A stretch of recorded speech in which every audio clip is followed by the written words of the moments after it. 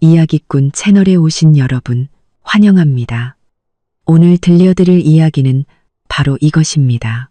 시어머니가 시동생 박사 합격을 축하한다며 2억 원을 들여 스카이 라운지를 통째로 빌렸습니다. 그런데 저한테는 자리가 없으니 나중에 오라고 하더군요. 그러다 계산할 때가 되자 저를 찾는다며 전화를 50통이나 걸어와서는 제 돈으로 먼저 계산하라고 재촉했죠. 제가 던진 한마디에 시댁 식구 모두가 그 자리에서 얼어붙었습니다. 세상 모든 일에는 배울 점이 있고 사람 사이의 정을 알아야 비로소 그를 안다고 했습니다. 지금부터 그 기막힌 이야기를 시작합니다. 제 이름은 박서연.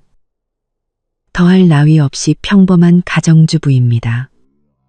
매일 부엌과 아이, 그리고 남편 주위를 맴도는 게 제 일상의 전부죠. 제 남편 김민주는 우직한 버스 기사입니다. 말수는 적지만 저에겐 그런대로 자상한 사람이에요. 우리에겐 6살 난 딸 유나가 있는데 한창 뛰어놀기 좋아하는 나이죠. 저희 집안의 실세가 누구냐고 물으신다면 단연코 시어머니 최영숙 여사님과 그분의 둘째 아들, 바로 제 시동생 김민호입니다. 시동생 민호는 시어머니의 애지중지 보물입니다. 어릴 때부터 세상 모든 것은 하찮고 오직 공부가 최고라는 말을 귀에 못이 박이도록 듣고 자랐죠. 그리고 올해 드디어 박사 과정에 합격했습니다. 비록 추가 합격의 최상위권 대학은 아니었지만 시어머니 눈에는 조선시대 장원 급제라도 한 듯 대단한 사건이었죠. 그날 밤 유나를 겨우 재우고 지친 몸을 이끌어 주방 정리를 막 끝냈을 때였습니다. 시어머니의 전화가 칼같이 걸려왔죠. 저는 서둘러 앞치마에 손을 닦고 전화를 받았습니다. 서연아, 뭐 하고 있었니? 왜 이렇게 늦게 받아? 시어머니의 목소리에는 늘 그렇듯 관심인지 지적인지 모를 묘한 가시가 돋쳐 있었습니다. 네. 어머님, 방금 주방 정리 끝냈어요. 유나도 막 잠들었고요. 어머. 시어머니는 목소리를 길게 내리며 말했습니다. 내가 엄청난 희소식을 알려주려고 전화했지. 우리 민호, 오늘 합격 통지서가 정식으로 도착했단다. 박사. 글쎄 박사라니까. 저는 얼른 장단을 마쳤습니다. 어머, 정말요? 너무 잘 됐네요. 민호 씨 정말 축하해요. 입에 발린 축하가 다 무슨 소용이니. 시어머니는 감출 수 없는 자랑스러움이 가득한 목소리로 말했습니다. 내가 결정했다. 아주 성대하게 축하 파티를 열어줘야겠어. 모든 친척, 친구들 다 불러서 우리 김씨 집안에서 얼마나 대단한 인재가 나왔는지 똑똑히 보여줄 거야. 저는 입으로는 그럼요, 그럼요 하고 대답했지만 속으로는 돈이 얼마나 들려고 저럿이나 걱정이 앞섰습니다. 남편 월급은 주택담보대출 갚고 아이 키우고 나면 남는 게 거의 없는데 시어머니가 또 우리에게 손을 벌리려는 건 아닐까 하고요. 아니나 다를까 시어머니는 바로 본론으로 들어갔습니다. 장소는 이미 봐뒀다. 서울에서 제일 높은 스카이타워 123 라운지로 예약했어. 거긴 아무나 예약도 못하는 최고급 레스토랑이야.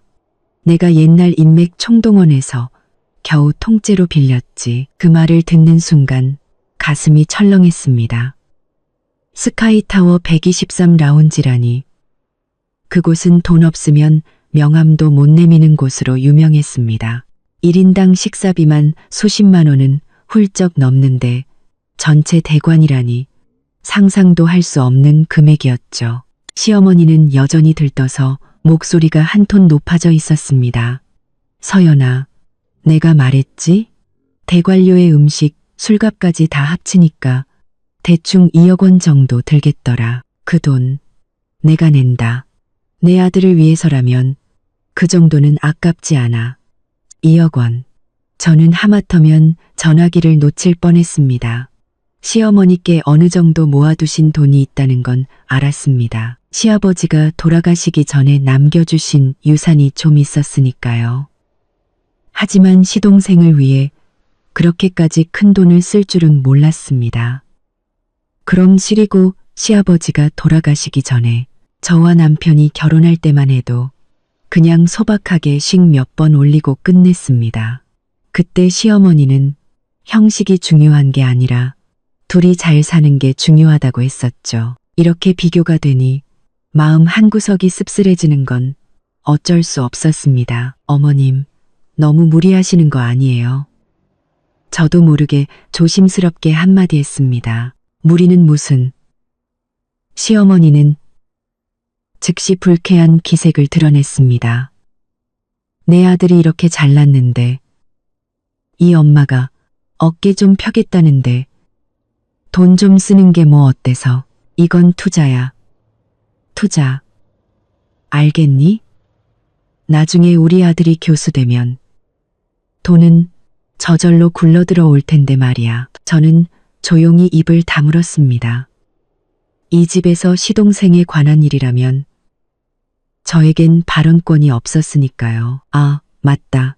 서연아. 시어머니는 화제를 바꿨습니다.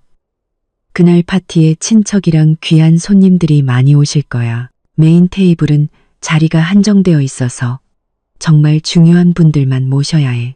그러니 너는 좀 늦게 와서 다른 테이블 손님들 좀 챙기고 주방 쪽도 들여다보면서 도울 일 없는지 살펴주렴.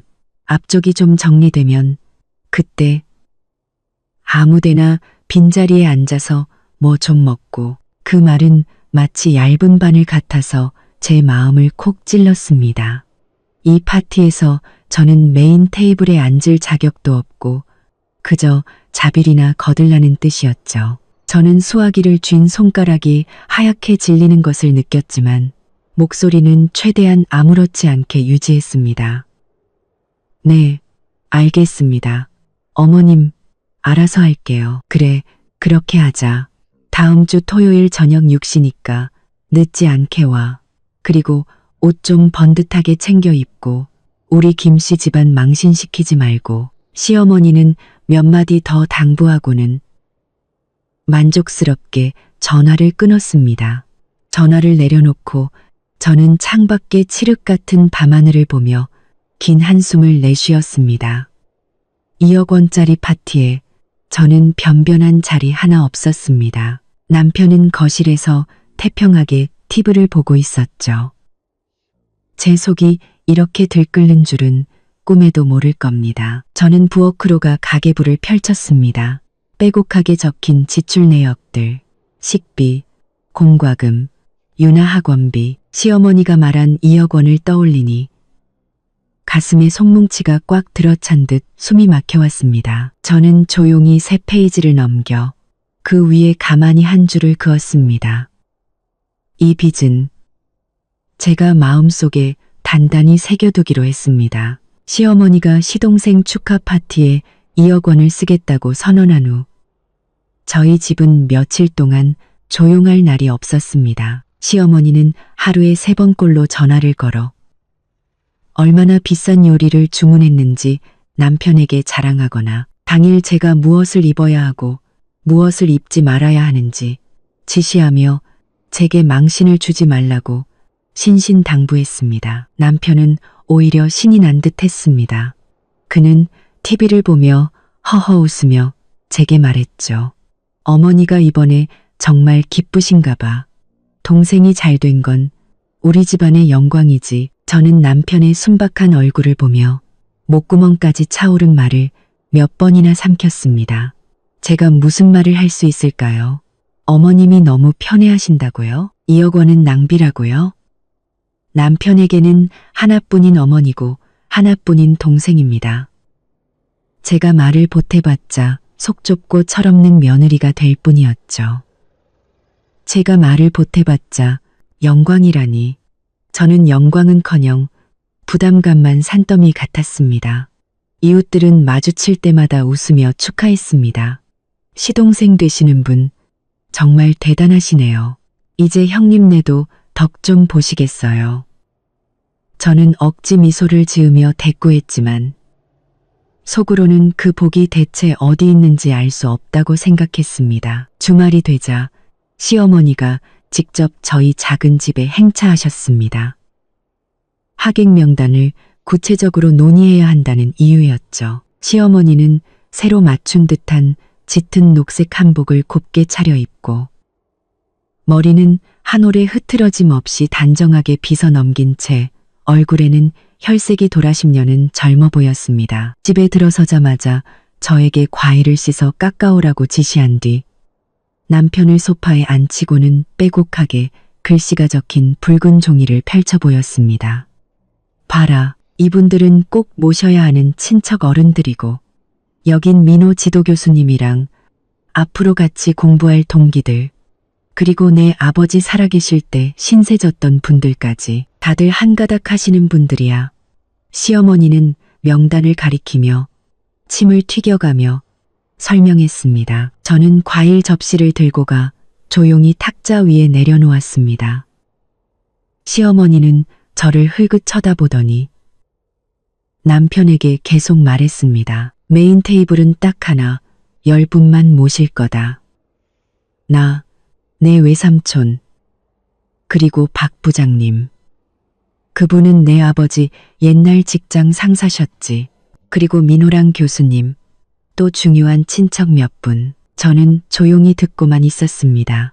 긴 명단 속에서 시어머니는 단 한 번도 저와 남편의 자리가 어디인지 언급하지 않았습니다. 마음속에 남아있던 작은 희망의 불씨마저 꺼져버렸죠. 며칠 전 전화로 했던 말, 늦게 와서 좀 도와달라는 말이 그냥 하는 소리가 아니라 저에게 내려진 공식적인 임무였던 겁니다. 어머니, 남편이 머리를 극적이며 물었습니다. 그럼 저랑 서연이, 그리고 유나는 어디 앉아요? 시어머니는 그제야 우리가 생각났다는 듯, 아, 하고는 가볍게 말했습니다. 너희야 그날 정신없지. 민준이 너는 입구에서 손님들 맞이하고 담배라도 한 대씩 권하고 서연이는 안에서 음식은 잘 나오는지 술은 떨어지지 않았는지 좀 챙겨보고 아이들도 좀 돌봐주고 유나는 뭐 다른 애들이랑 놀라고 하면 되지. 다들 자리 잡고 식사 시작하면 그때 너희는 아무데나 빈자리에 앉아서 먹으면 되고 아무데나 빈자리에 앉아서 저는 고개를 숙인 채 이쑤시개로 사과 한 조각을 찍어 유나에게 건넸습니다. 어른들의 속사정을 모르는 아이는 해맑게 사과를 받아먹었죠. 남편은 별 문제 없다고 생각하는 듯 고개를 끄덕였습니다. 네, 어머니. 다 알아서 하세요. 제 속에서 또 한 번 울화가 치밀었습니다. 남편은 항상 저랬습니다. 시어머니의 결정에는 무조건 순종했고 저와 아이를 위해 무언가를 전취하려는 법이 없었죠. 시어머니는 남편의 태도에 만족한 듯 다시 신나서 메뉴 이야기를 시작했습니다. 내가 전부 최고급으로 주문했어. 랍스터는 제일 큰 놈으로, 전복도 최고급으로, 술도 빠질 수 없지. 최고급 위스키랑 수입 와인 다 준비시켰어.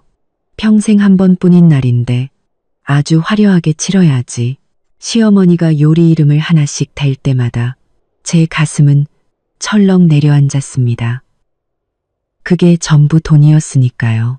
지난달 유나가 20만 원짜리 미술 수업을 듣고 싶다고 했을 때 저는 한참을 망설이다 결국 등록해주지 못했던 기억이 떠올랐습니다. 이 2억 원에서 아주 작은 일부만 떼어냈어도 우리 유나는 배우고 싶은 걸 얼마든지 배울 수 있었을 텐데요. 어머님, 결국 저는 참지 못하고 최대한 걱정하는 듯한 말투로 말했습니다. 비용이 너무 큰 거 아니에요?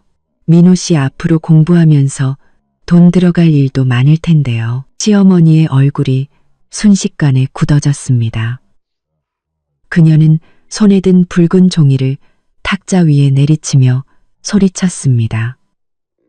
서연아, 너 지금 무슨 뜻으로 하는 말이니? 내가 돈 쓰는 게 아깝다는 거야. 내 돈으로 내 아들 경사 치르겠다는데 내 허락까지 받아야 하니? 남편이 당황하며 끼어들었습니다. 어머니, 서연이가 그런 뜻이 아니라 어머님 힘드실까봐 걱정돼서 그런 거죠. 힘들긴 뭐가 힘들어. 시어머니의 목소리는 칼날처럼 날카로워졌습니다. 내 아들은 박사야, 박사. 너희는 박사가 뭔지 알기나 해. 앞으로 큰 학자가 될 사람이라고. 지금 이렇게 길을 펴주지 않으면 나중에 학계에서 어떻게 발을 붙이겠어. 남들한테 무시당하라고? 그녀는 저를 향해 돌아섰습니다. 눈빛은 비수 같았죠. 내 속마음 내가 모를 줄 아니? 내가 편애한다고 생각하는 거지? 너희 결혼할 땐 이렇게 돈 안 썼다고 서운한 거지? 내가 말해주마, 박서연. 너랑 민준이가 결혼할 때 너희 형편이 어땠고 지금 우리 민호가 얼마나 잘났는지 비교나 되니? 네가 능력이 있으면 내 친정에서 억대 돈이라도 가져와서 내 체면 세워보라고. 그럼 내가 한마디도 안 할 테니까. 그 말은 너무나 모욕적이어서 마치 뺨을 맞은 것 같았습니다. 저희 친정은 평범한 서민층인데 어떻게 그런 큰 돈을 마련하겠어요. 제 얼굴은 새하얗게 질렸고 손가락으로 옷자락을 꽉 움켜쥐었습니다. 남편도 발끈했습니다. 어머니, 말씀이 너무 심하시잖아요. 내가 뭘 틀린 말을 했어. 시어머니는 더욱 흥분해서 소리쳤습니다. 내가 모를 줄 알고 꼭 어떤 사람들은 남 잘 되는 꼴을 못 봐. 특히 한 집안 식구가 잘 되는 건 더더욱. 저는 벌떡 일어섰습니다. 가슴이 너무 답답해서 견딜 수가 없었죠. 유나가 놀라서 제 옷자락을 붙잡았습니다. 저는 흥분으로 일그러진 시어머니의 얼굴과 어쩔 줄 몰라 하면서도 저를 나무라는 듯 쳐다보는 남편의 얼굴을 번갈아 보았습니다. 갑자기 모든 게 허무하게 느껴졌습니다. 싸워서 뭘 하겠어요. 이 집에서 저는 영원히 이방인일 뿐인데 남이 바가고리서 파게 되게 사겠어요. 갑자기 모든 게 허무하게 느껴졌습니다. 저는 심호흡을 하고 눈시울이 뜨거워지는 것을 억지로 참았습니다. 그리고 나지막이 말했죠. 어머님, 화 푸세요. 제가 괜한 말을 했네요. 어머님 계획 정말 훌륭해요. 저는 아무 의견 없습니다. 유나가 낮잠 잘 시간이 돼서 데리고 들어가 볼게요. 저는 유나의 손을 잡고 침실로 들어갔습니다. 문을 닫자 밖에서 시어머니가 불만스럽게 투덜거리는 소리가 들려왔습니다. 쯧쯧, 속은 좁아가지고 겨우 그 돈 몇 푼 가지고 째째하게 굴기는. 저는 문에 기댄 채 밖에서 점차 잦아드는 다툼 소리를 들었습니다. 마음이 얼음장처럼 차가워졌습니다. 째째하다니. 할 수만 있다면 누가 대범하고 싶지 않겠어요. 그 2억 원은 제 숨통을 조이는 산과 같았습니다. 하지만 더 마음이 시렸던 건 시어머니의 노골적인 편애와 남편의 나는 모른다는 식의 태도였습니다. 이 파티는 시작도 하기 전에 이미 제게 쓰디쓴 맛을 보여주고 있었습니다. 저는 아무것도 모르는 딸아이를 끌어안으며 마음속으로 한 가지 생각을 굳혔습니다. 이 빚 그냥 넘어가지 않겠어. 당신들이 나를 가족으로 생각하지 않는다면 나중에 내가 당신들과 철저하게 계산할 때 원망하지 마. 그날 이후 며칠 동안 시어머니는 제게 전화를 걸지 않았습니다. 집안 분위기는 어색하게 가라앉았죠. 남편도 그날 어머니의 말이 심했다고 생각했는지 제게 몇 번 말을 걸어왔지만 저는 마음이 상해서 그를 상대할 기분이 아니었습니다. 제 반응이 시큰둥하자 남편도 더는 말을 걸지 않고 퇴근 후 TV를 보는 평소의 일상으로 돌아갔습니다. 마치 그날의 격한 다툼은 저 혼자 겪은 환상인 것처럼요. 시어머니가 연락하지 않는다고 해서 이 일이 끝난 게 아니라는 것을 저는 잘 알고 있었습니다. 그것은 저에게 제 위치를 깨달으라는 시어머니식의 냉전이었죠. 아니나 다를까 며칠 지나지 않아 시어머니는 다시 제게 임무를 주기 시작했습니다. 말투는 이전처럼 거리를 두는 듯한 명령조로 돌아왔고 마치 그날의 불쾌한 일은 없었던 것처럼 행동했습니다. 서연아, 내가 목록을 하나 만들었으니 이대로 백화점에 가서 물건 좀 사오너라. 시어머니는 전화로 지시했습니다. 내 숄은 고급 실크로, 색깔은 좀 기품 있는 걸로 사고 민호 넥타이도 하나 사. 박사님인데 좀 있어 보이는 걸로. 그리고 너랑 유나도 번듯한 옷 한 벌씩 사 입어.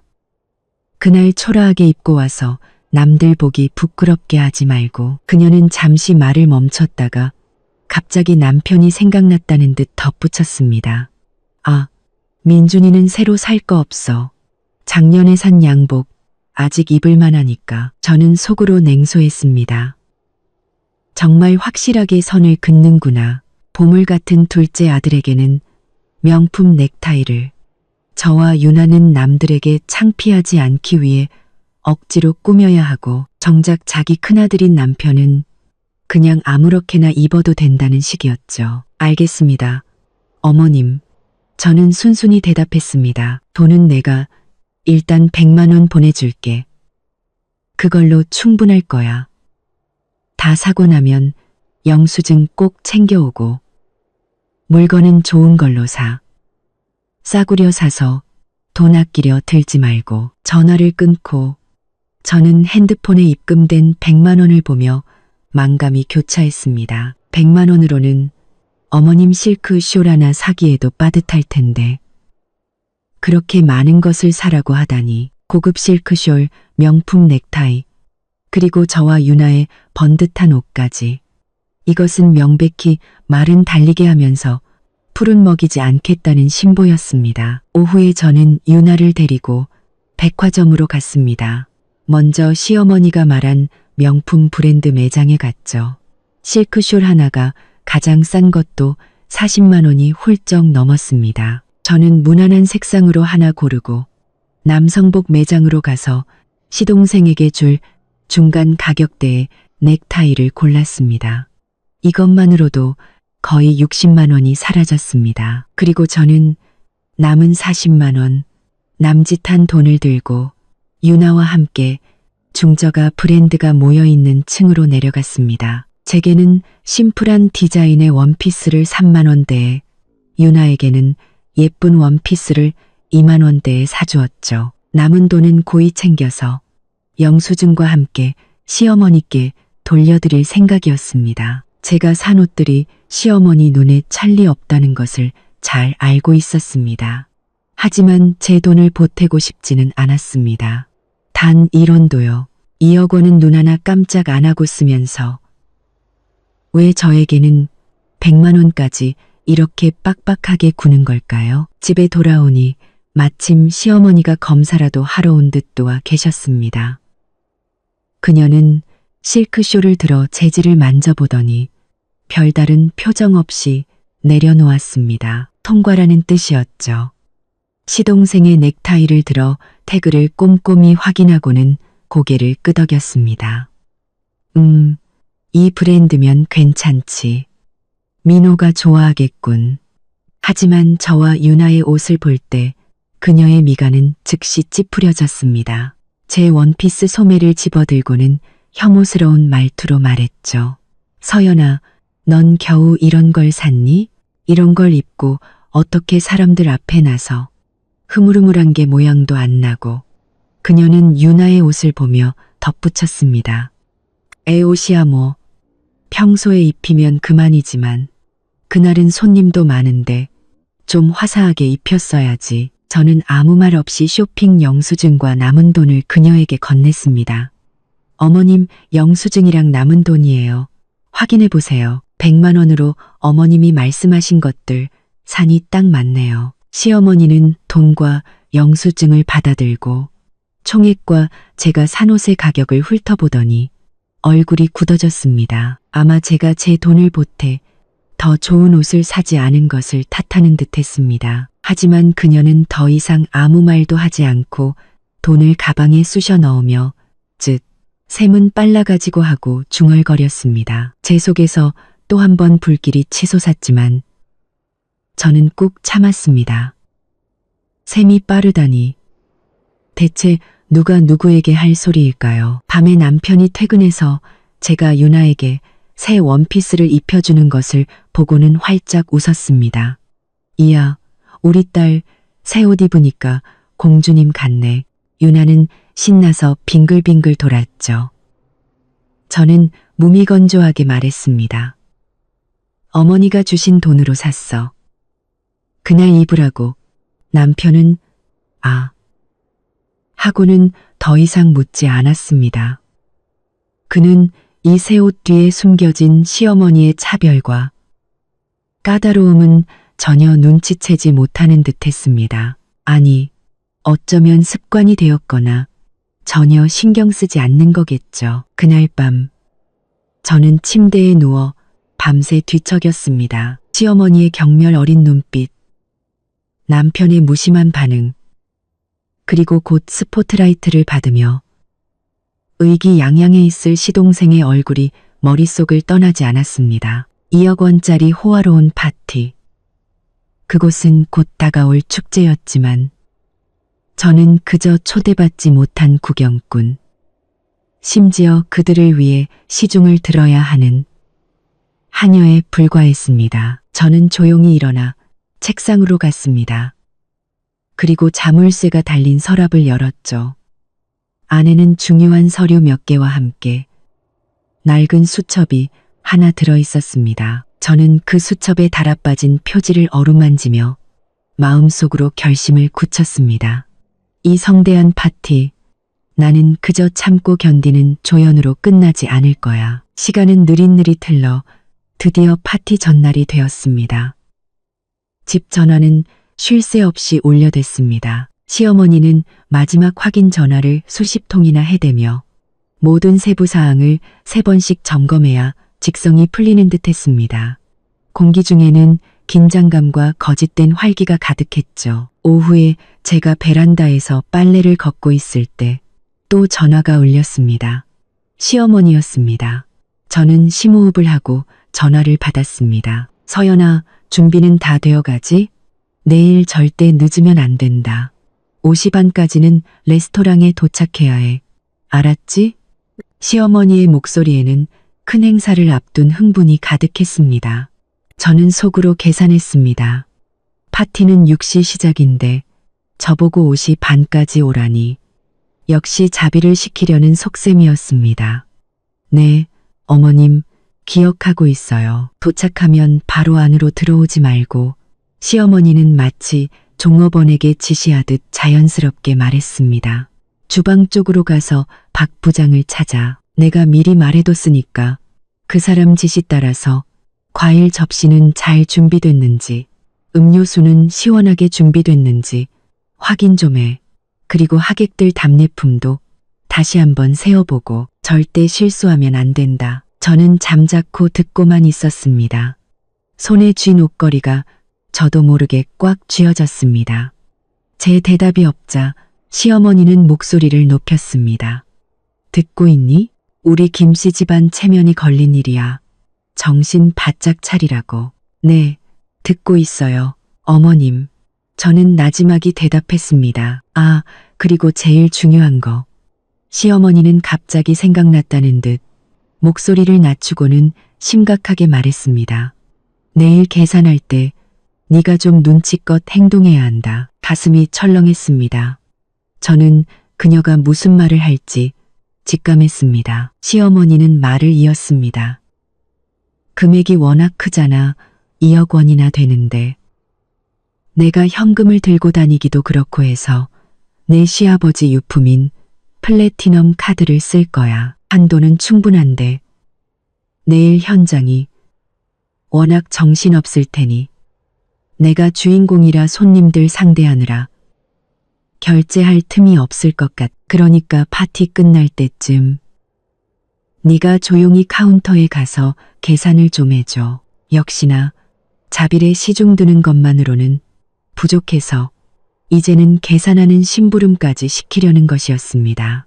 2억 원짜리 계산서를 저보고 결제하라니 정말 믿을 만한 사람을 잘도 고른다 싶었습니다. 저는 속에서 끓어오르는 화를 억누르며 최대한 침착하게 물었습니다. 어머님, 제가 계산하는 게 맞을까요? 금액이 너무 큰데요. 안 될 게 뭐가 있어? 시어머니는 제 말을 잘랐습니다. 넌 내 며느리고 김씨 집안 사람이야. 네가 안 하면 누가 해? 이 늙은 내가 아니면 주인공인 민호가 직접 가서 계산이라도 하란 말이니?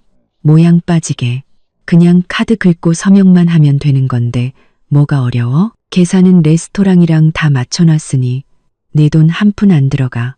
뭐가 걱정이야. 그녀의 말에는 빈틈이 없었습니다. 제가 거절할 모든 가능성을 차단해버렸죠. 네, 제 돈은 안 들어가겠죠. 저는 그저 서명을 대신해주는 도구일 뿐입니다. 하지만 제가 왜 그녀의 영광을 위해 이 일을 해야 하죠? 왜 제 속을 뒤집어 놓는 이 거금을 제 손으로 처리해야 하는 걸까요? 제가 침묵하자 시어머니는 제가 동의했다고 생각했는지 다시 은혜를 베푸는 듯한 말투로 말했습니다. 그래, 그렇게 하자. 내일 옷 번듯하게 입고 나 망신시키지 마. 아, 맞다. 영수증은 내 시동생 김민호 이름으로 끊어달라고 해. 민호 인생의 가장 중요한 날인데 영수증이라도 기념으로 남겨줘야지. 절대 실수하지 말고 김민호 이름으로 기념으로. 저는 속으로 비웃었습니다. 정말 값비싼 기념품이네요. 성고피, 아루로피, 김민호. 김민호 이름으로. 김민호 이름으로. 저는 목구멍에서 겨우 목소리를 쥐어짰습니다. 알겠습니다. 그래, 난 아직 할 일이 많아서 이만 끊는다.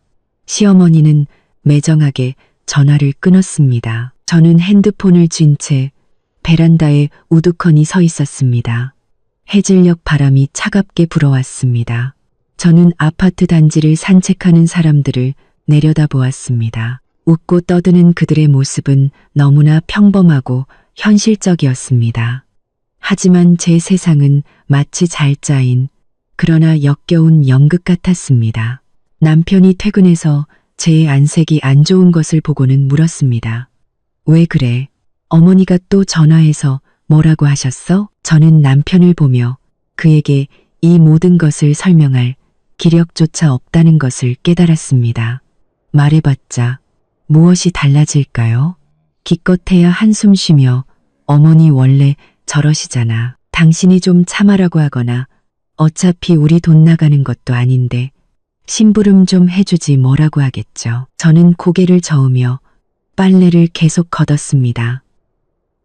아니, 그냥 내일 늦지 말라고 하셨어. 남편은 아 하고는 역시나 더 이상 묻지 않고 외투를 벗어 소파에 던지더니 TV를 켰습니다. 그날 밤 저는 침대에 누워 잠을 이룰 수 없었습니다. 시어머니의 거만한 얼굴과 남편의 무심한 뒷모습이 눈앞에서 교차했습니다. 2억 원짜리 계산서를 저보고 시동생 이름으로 결제하라고. 저는 핸드폰을 꺼냈습니다. 어둠 속에서 화면 불빛이 유난히 눈부셨죠. 저는 모바일 뱅킹 앱을 열어 익숙하게 비밀번호를 입력하고 거의 사용하지 않던 계좌를 열었습니다. 그 안에는 제법 큰 돈이 들어 있었습니다. 아주 거액은 아니었지만 제게 용기를 주기에 충분한 금액이었죠. 이 돈은 제가 결혼 전에 힘들게 모은 돈이자 저희 부모님이 저를 안쓰럽게 여겨 몰래 챙겨주신 비상금이었습니다. 저는 이 돈을 한 번도 쓰지 않았고 남편도 정확한 액수는 몰랐습니다. 이것은 저의 마지막 보루이자 저의 자존심이었습니다. 계좌의 숫자를 보자 혼란스러웠던 마음이 차분하게 가라앉았습니다. 그리고 차가운 결심이 솟아올랐습니다. 좋아. 그렇게 화려하게 뽐내고 싶다고? 그렇게 체면이 중요하다고? 나를 하녀처럼 부려먹고 싶다고? 그래, 내가 장단 맞춰주지. 내일 그 2억 원짜리 대단한 연극이 과연 어떻게 끝나는지 한번 보자고. 계산 해줄게. 하지만 어떻게, 언제 할지는 이제 내가 정한다. 어머님, 당신의 착한 며느리가 드리는 뜻밖의 선물을 기대하시라. 다음 날 저는 일부러 옷이 45분이 되어서야 집을 나섰습니다. 시어머니는 5시 반까지 오라고 했지만 저는 따르지 않았습니다. 어차피 늦게 오라고 했으니 아예 확실하게 늦어주기로 마음먹었죠. 집을 나서기 전 저는 거울 앞에 섰습니다. 3만 원짜리 원피스를 입고 화장기 없는 제 모습은 곧 펼쳐질 화려한 파티와는 전혀 어울리지 않았습니다. 아주 좋았습니다. 제가 원하던 효과였으니까요. 택시를 타고 스카이타워 앞에 내렸습니다. 고개를 들어보니 건물이 구름을 뚫을 듯 솟아 있었습니다. 123 라운지의 불빛이 해질녘 어둠 속에서 매혹적이면서도 차갑게 빛나고 있었습니다. 고속 엘리베이터를 타고 올라가는 동안 기압 차이로 귀가 먹먹했습니다. 문이 열리자 화려한 로비와 한복을 입은 안내 직원들이 눈에 들어왔습니다. 공기 중에는 음식과 향수 냄새가 뒤섞여 있었고 웅성거리는 소리가 들려왔습니다. 정장을 입고 매니저 명찰을 단 남자가 즉시 다가왔습니다.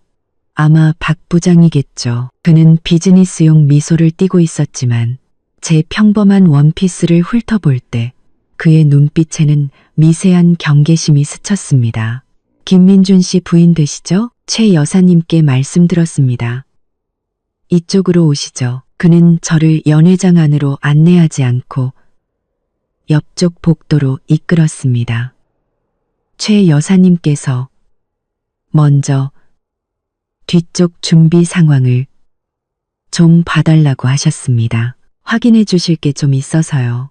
소위 뒤쪽이란 주방 근처의 작은 휴게실이었습니다. 여분의 테이블과 의자, 잡동사니들이 쌓여 있었고 몇몇 직원들이 과일 접시와 음료를 정리하느라 분주했습니다. 박 부장은 정갈하게 담긴 디저트와 과일을 가리키며 말했습니다.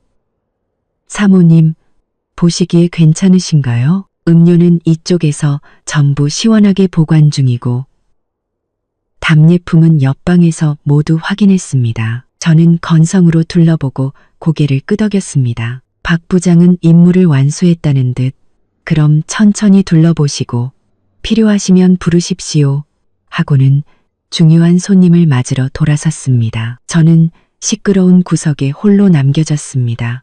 연회장으로 연결된 문틈으로 안에서 벌어지는 화려한 광경이 보였습니다. 샹들리에 불빛 아래 시어머니는 짙은 붉은색 한복을 입고 목에는 진주 목걸이를 한 채 환한 얼굴로 친척과 친구들의 축하를 받고 있었습니다. 시동생 민호는 제가 사준 새 넥타이를 메고 머리에는 기름을 발라 빗어 넘긴 채 의기양양하게 시어머니 곁을 지키고 있었습니다.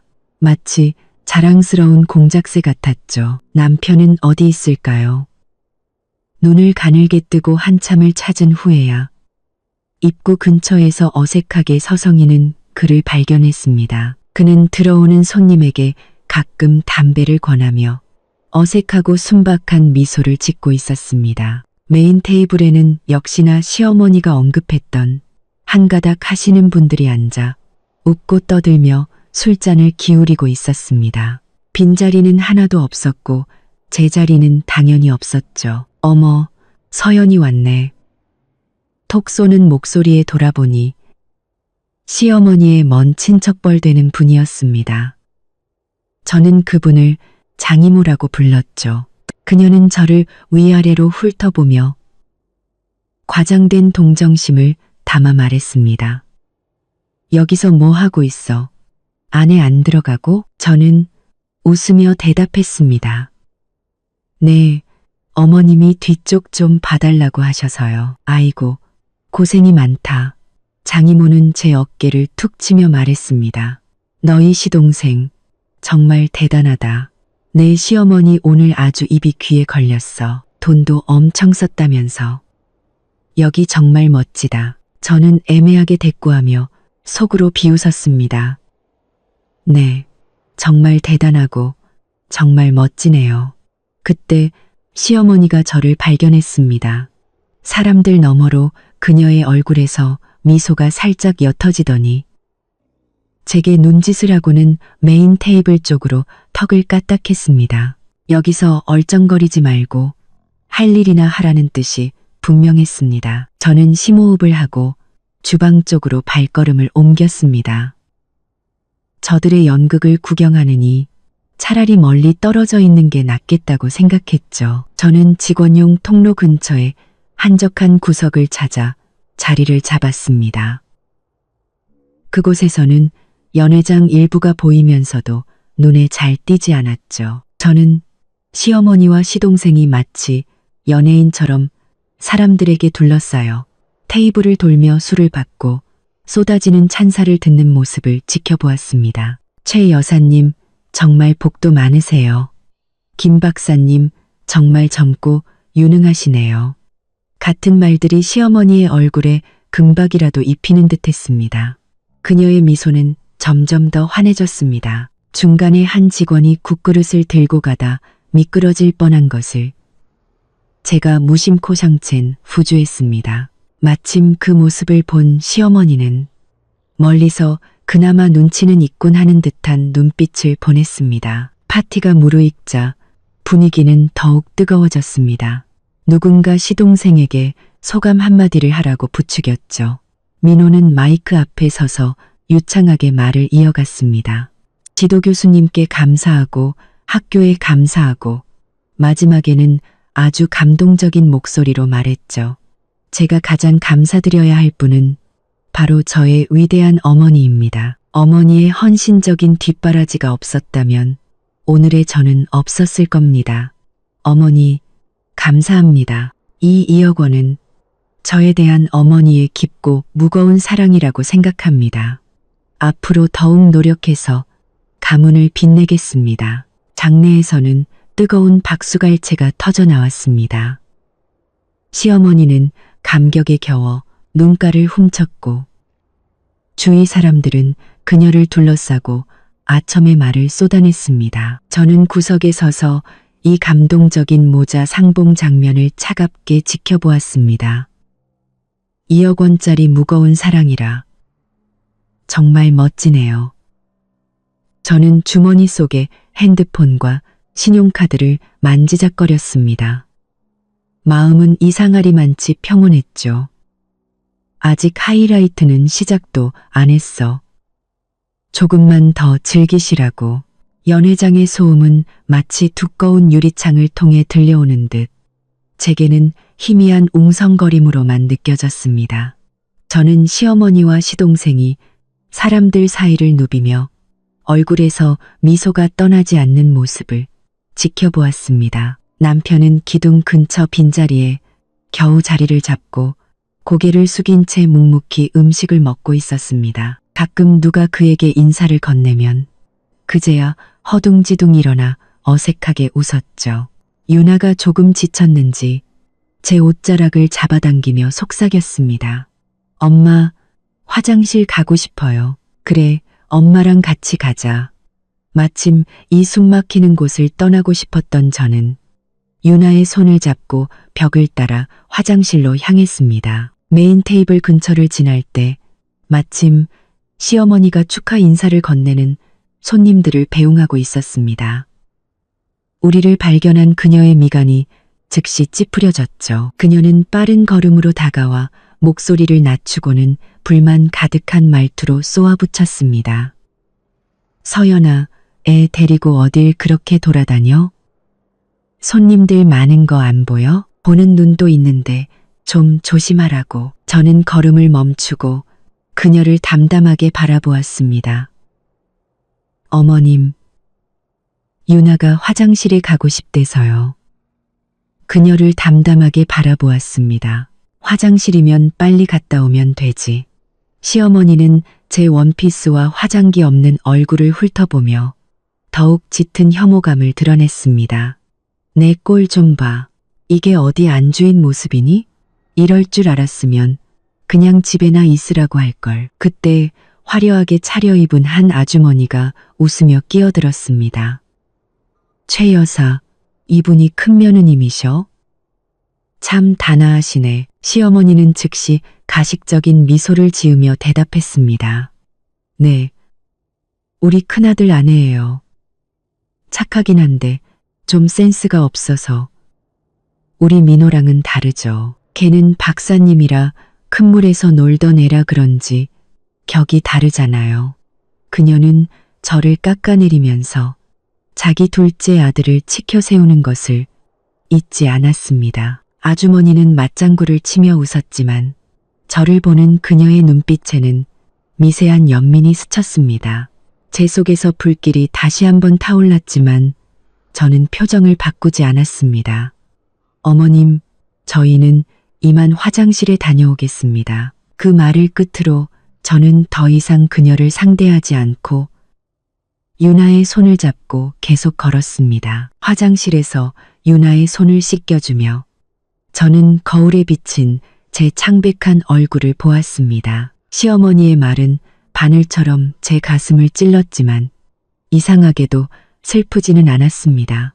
오히려 차갑게 정신이 드는 기분이었죠. 그녀가 이럴수록 제가 앞으로 할 행동에 대한 죄책감은 사라질 테니까요. 화장실에서 나온 저는 원래 있던 구석으로 돌아가지 않았습니다.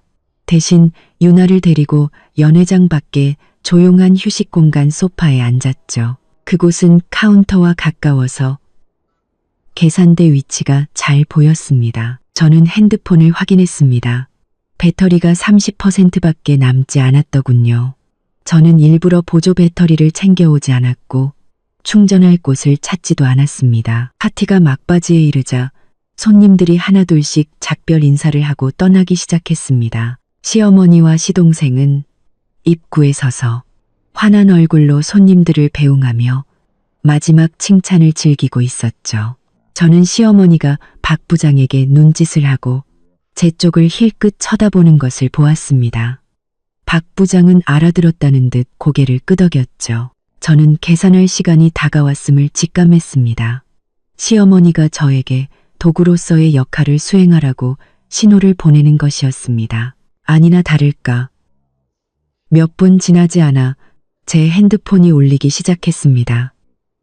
화면에는 시어머니 이름이 떠 있었죠. 저는 받지 않았습니다. 벨소리가 끝나고 자동으로 끊어지도록 내버려 두었죠. 곧바로 두 번째 전화가 걸려왔지만 저는 여전히 받지 않았습니다. 유나는 제 곁에서 졸린 듯 꾸벅거리고 있었습니다. 저는 아이의 등을 가만히 토닥이며 연회장 입구 쪽을 뚫어지게 쳐다보았습니다. 핸드폰은 쉴 새 없이 울렸습니다. 시어머니라는 이름이 화면에 계속 나타났죠. 10번째, 20번째, 30번째, 화면이 깜빡이는 빈도만 봐도 전화기 저편의 사람이 얼마나 초조하고 분노하고 있는지 알 수 있었습니다. 그녀는 아마 제가 핸드폰을 근처에 두지 않았거나 시끄러워서 못 들었다고 생각하겠죠. 저는 화면에 뜨는 통화 횟수를 조용히 세었습니다. 40번째, 45번째, 그리고 50번째 전화가 걸려왔다가 다시 자동으로 끊어졌을 때 마침내 핸드폰 화면은 배터리 부족으로 몇 번 깜빡이더니 완전히 검게 변했습니다. 세상이 조용해졌습니다. 저는 고개를 들었습니다. 시어머니가 마지막 남은 손님 몇 명을 상대하면서 계속 핸드폰을 쳐다보는 모습이 보였습니다. 그녀의 얼굴은 초조함을 넘어 새파랗게 질려 있었죠. 그녀는 예의도 차리지 못하고 주위 사람들을 밀치며 제가 원래 있던 구석으로 빠른 걸음으로 향했습니다. 직접 저를 찾아 나선 것이었죠. 안타깝게도 방향을 잘못 잡았네요. 저는 이미 잠든 유나를 안고 여전히 휴식 공간 소파에 조용히 앉아 있었습니다. 마치 이 모든 일과 상관없는 구경꾼처럼요. 연회장 안의 사람들은 거의 다 떠나고 몇몇 직원들만이 뒷정리를 하고 있었습니다. 화려했던 샹들리에 아래 어지럽게 널린 접시와 잔들이 파티의 허무한 끝을 보여주고 있었죠. 저는 잠든 유나를 안고 여전히 그 자리에 앉아 있었습니다. 마치 바위처럼 곧 닥쳐올 파도를 기다리면서요. 마침내 시어머니의 모습이 연회장 입구에 나타났습니다. 그녀의 얼굴은 새파랗게 질려 있었고 가슴을 거칠게 들썩이며 탐조등처럼 사방을 훑었습니다. 그녀의 뒤에는 불안한 표정의 남편과 아직 흥분이 가시지 않은 듯한 시동생 민호가 따라오고 있었습니다. 박서연, 너 어디 갔었어? 시어머니의 날카로운 목소리가 조용한 공간을 갈랐습니다. 그녀는 마침내 저를 발견하고 성난 암사자처럼 달려왔습니다. 주변 직원들은 모두 하던 일을 멈추고 놀라서 이쪽을 쳐다보았죠. 남편이 허둥지둥 따라오며 그녀를 말렸습니다. 어머니, 소리 지르지 마세요. 사람들 보잖아요. 사람. 지금 사람이 문제야? 우리 집안 체면이 땅에 떨어졌는데. 시어머니는 남편의 손을 뿌리치고 제 앞으로 돌진했습니다. 그녀의 손가락이 제 코를 찌를 듯이 다가왔죠. 내가 너한테 전화를 50통이나 했어. 50통. 귀가 먹었니? 아니면 일부러 나한테 반항하는 거야? 그녀는 분노로 온몸을 떨었고 곱게 빗었던 머리도 헝클어져 있었습니다. 내가 계산하라고 했지. 계산. 2억 원이야. 2억 원. 손님들 다 가셨는데 아직도 계산을 못해서 이 늙은이를 여기서 기다리게 만들어? 내 체면, 우리 김씨 집안 체면, 네가 다 망쳐놨어. 저는 고개를 들어 분노로 일그러진 그녀의 얼굴을 담담하게 바라보았습니다. 그리고 차분하게 말했죠. 어머님, 진정하세요. 진정? 내가 지금 진정하게 생겼어? 시어머니의 목소리는 더욱 커졌습니다. 여기가 어딘 줄 알아? 스카이타워야. 동네 식당인 줄 아니? 외상이 돼? 남들이 우리 보고 밥 먹고 도망간 줄 알 거 아니야. 내가 어쩌다 너 같은 일은 못하고 사고만 치는 애를 며느리로 들여서. 시동생 민호도 다가와 술기운이 오른 얼굴로 짜증 섞인 말투를 던졌습니다. 형수님, 왜 그러세요? 어머니가 미리 다 말씀하셨잖아요. 그깟 일 하나 제대로 못하세요? 남편은 옆에 서서 제가 공격당하는 모습을 보며 입술만 달싹일 뿐 아무 말도 하지 못했습니다. 그저 안절부절 못하며 저와 성난 어머니를 번갈아 쳐다볼 뿐이었죠. 상황을 지켜보던 박 부장이 조심스럽게 다가와 난처한 미소를 지으며 말했습니다. 최 여사님, 저희도 마감을 해야 해서요. 결제는. 시어머니는 더욱 창피해졌는지 저를 향해 소리쳤습니다. 들었지? 당장 가서 계산해. 뭘 멍하니 서 있어. 저는 그들을 바라보며 잠든 유나를 품에 더 깊이 끌어안았습니다. 그리고 크지는 않지만 또렷한 목소리로 한마디 한마디 힘주어 말했습니다. 어머님, 계산은 해드릴게요. 그런데 이 2억 원을 결제하기 전에 저한테 빌려가신 1억 원부터 갚으셔야 하지 않을까요? 그 말은 마치 소리 없는 번개처럼 그 자리에 내리꽂혔습니다. 시어머니의 얼굴에서 분노가 순식간에 사라지고 경악과 불신이 그 자리를 채웠습니다. 남편은 고개를 번쩍 들고 충격받은 눈으로 저를 쳐다보았습니다. 시동생의 얼굴에서도 짜증이 사라지고 당황한 기색이 역력했죠. 박 부장과 직원들은 서로 눈치만 보며 숨도 제대로 쉬지 못했습니다. 방금 전까지 질책과 소음으로 가득했던 공간은 무서울 정도로 조용해졌습니다. 시어머니는 제 말을 이해하지 못했다는 듯 입을 벌리고는 마른 목소리로 물었습니다. 너 지금 무슨 헛소리를 하는 거야? 내가 언제 너한테 1억 원을 빌렸다고. 저는 즉시 대답하지 않고 그저 그녀를 조용히 바라보았습니다. 늘 거만하게 저를 하인처럼 부리던 시어머니, 그녀의 눈빛에 스쳐 지나가는 당혹감을 저는 놓치지 않았습니다. 남편이 마침내 참지 못하고 한 걸음 다가왔습니다. 그의 목소리는 떨리고 있었죠. 서연아, 이게 다 무슨 말이야? 1억 원이라니? 저는 고개를 돌려 남편을 보았습니다. 저와 수년을 함께 살았지만 늘 방관자 같았던 남편을, 그리고 천천히 말했습니다. 무슨 말이냐고요? 어머님께 여쭤보세요. 3년 전에 급하게 쓸 돈이 있다며 1억 원만 빌려달라고 하셨잖아요. 차용증까지 써주시면서 6개월 안에 갚겠다고요. 차용증까지 써주시면서 6개월 안에 갚겠다고요. 참침가, 참침청, 참전처, 설마 잊으셨어요? 남편의 얼굴이 순식간에 새하얗게 질렸습니다. 그는 시어머니를 향해 돌아섰고 그의 눈빛은 충격과 의심으로 가득 차 있었습니다. 시어머니는 마치 꼬리를 밟힌 고양이처럼 날카롭게 소리쳤습니다. 박서연, 너 지금 사람 잡을 소리 하니?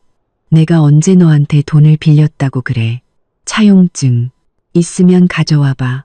차용증이요? 저는 가볍게 웃었습니다.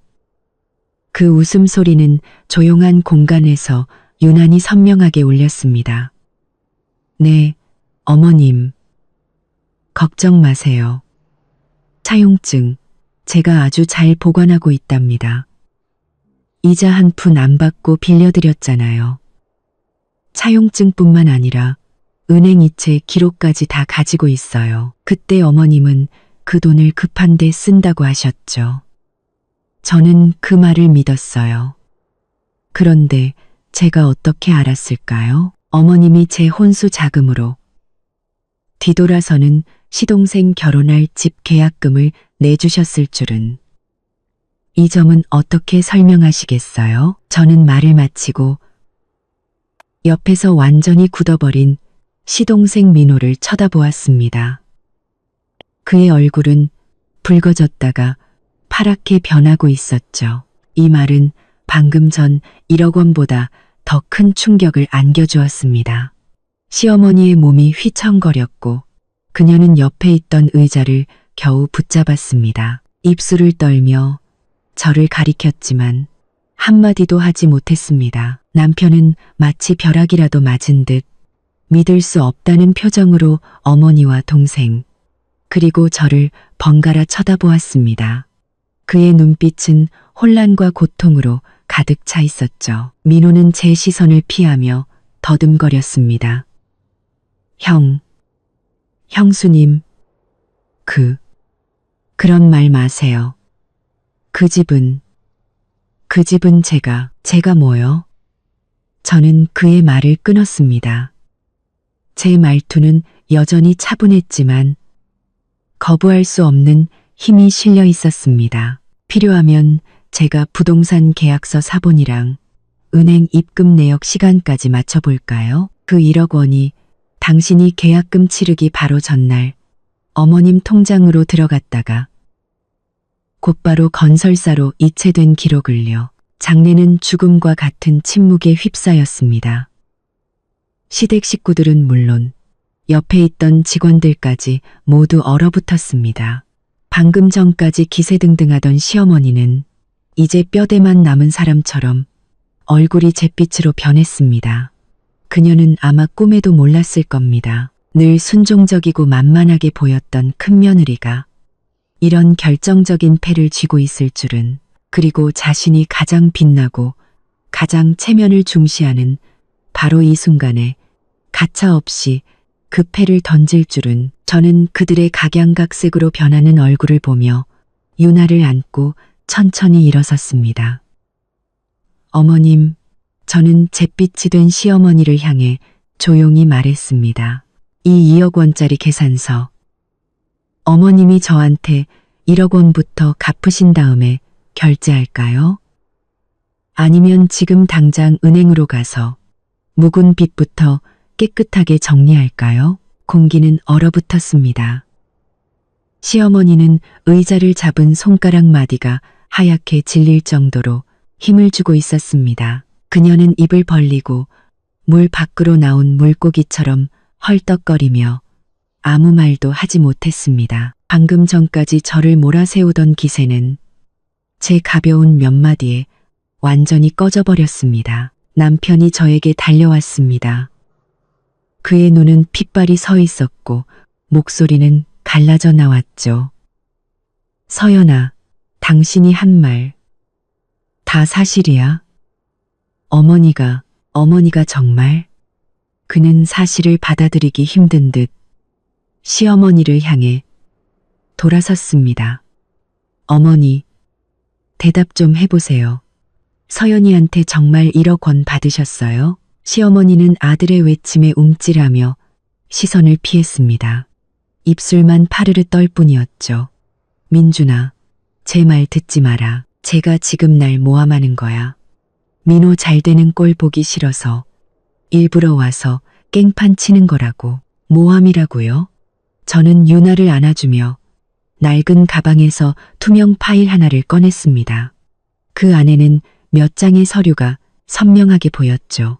모든 사람의 시선이 그 파일에 쏠렸습니다. 저는 천천히 파일을 열어 약간 누렇게 변한 종이 한 장을 꺼냈습니다. 위에는 차용증이라는 두 글자가 뚜렷하게 적혀 있었죠. 어머님, 연세가 있으셔서 기억력이 안 좋으신가 봐요. 괜찮아요. 저는 차용증을 펼쳐 시어머니와 남편, 그리고 시동생에게 보여주었습니다. 여기 어머님이 직접 쓰신 글씨잖아요. 금일 박서연에게 일금 1억 원정을 빌리며 자금 조달 목적으로 사용하고 6개월 내에 변제할 것을 약속함. 무이자, 채무자 최영숙. 이 지장도 어머님 오른손 중지 맞으시죠? 차용증 위의 필체와 선명한 붉은 지장은 레스토랑의 밝은 조명 아래 더욱 선명하게 보였습니다. 시어머니는 힘이 빠진 듯 다리가 풀려 주저앉을 뻔한 것을 옆에 있던 민호가 겨우 부축했습니다. 그녀는 더 이상 차용증을 쳐다보지도 못하고 넋이 나간 듯 중얼거렸습니다. 아니야. 이건 아니야. 남편이 차용증을 낚아채듯 가져갔습니다. 그는 떨리는 손으로 글씨와 지장을 더듬었습니다. 어머니의 필체를 모를 리 없었죠. 그의 얼굴에서 핏기가 완전히 가셨습니다. 그는 저를 보며 고통과 황당함이 뒤섞인 눈빛으로 물었습니다. 서연아, 이 돈 당신 어디서 났어? 1억 원이나 되는 돈을 난 왜 몰랐지? 저는 그의 무너진 얼굴을 보며 복잡한 심경을 느꼈지만 곧 냉정함을 되찾았습니다. 제가 결혼 전에 모은 돈이랑 저희 부모님이 저 힘들 때 쓰라고 챙겨주신 혼수 자금이에요. 아무한테도 말 안 했어요. 비상시에 쓰거나 유나 크면 주려고요. 저는 잠시 말을 멈추고 잿빛이 된 시어머니를 쳐다보았습니다. 그런데 어머님이 먼저 비상사태가 되셨네요. 아니야. 시어머니는 마지막 지푸라기라도 잡듯 소리쳤습니다. 내가 돈을 빌렸다고 쳐도 그게 민호 집 사준 증거는 안 되잖아. 너 지금 덮어 씌우는 거야. 저는 그녀가 이렇게 나올 줄 알았다는 듯 파일에서 은행거래 내역서 몇 장을 더 꺼냈습니다. 어머님 서두르지 마세요. 저는 내역서를 펼쳐 보였습니다. 이건 3년 전 5월 8일 제 통장에서 어머님 통장으로 1억 원이 이체된 기록이에요. 오전 9시 35분. 그리고 마지막 장을 꺼내 들며 차분하게 말했습니다. 그리고 이건 같은 날 오후 2시 10분 어머님 통장에서 미래건설로 1억 원이 이체된 기록입니다. 이 계좌, 시동생 민호 씨가 산 그 아파트 건설사 계좌 맞죠? 저는 차용증, 제 이체 기록, 시어머니의 이체 기록, 3장의 서류를 나란히 들고 그들 앞에 증거처럼 제시했습니다. 시간, 금액, 자금의 흐름이 완벽하게 맞아떨어지는 반박할 수 없는 증거의 사슬이었습니다. 1억 원이 제 통장에서 어머님 통장으로 그리고 건설사 통장으로 가는데 5시간도 채 걸리지 않았네요. 저는 굳어버린 시어머니를 보며 비웃음을 담아 말했습니다. 어머님, 자금 조달 참 빠르시네요. 이것으로 마지막 변명의 여지마저 사라졌습니다. 남편은 그 증거들을 보며 몸을 휘청거리더니 차가운 벽에 기대어 두 손으로 얼굴을 감쌌습니다. 그의 어깨가 격렬하게 떨리기 시작했죠. 그 순박한 남자는 아내가 겪은 기만과 어머니의 끝없는 편애, 그리고 장남인 자신을 완전히 무시한 처사에 엄청난 충격을 받은 듯 했습니다. 민호는 어머니를 부축한 채 얼굴이 붉어졌다 하얘졌다 하며 아무 말도 하지 못했습니다. 그는 아마 이제야 깨달았을 겁니다. 자신의 번듯한 아파트 계약금에 그가 늘 무시하던 형수의 눈물이 섞여 있다는 것을. 옆에 있던 박 부장과 직원들은 애써 표정을 감추려 했지만 눈 속의 경악과 흥미진진함은 숨기지 못했습니다. 2억 원짜리 파티가 막장 드라마 같은 재산 분쟁으로 번진 것입니다. 시어머니는 완전히 무너졌습니다.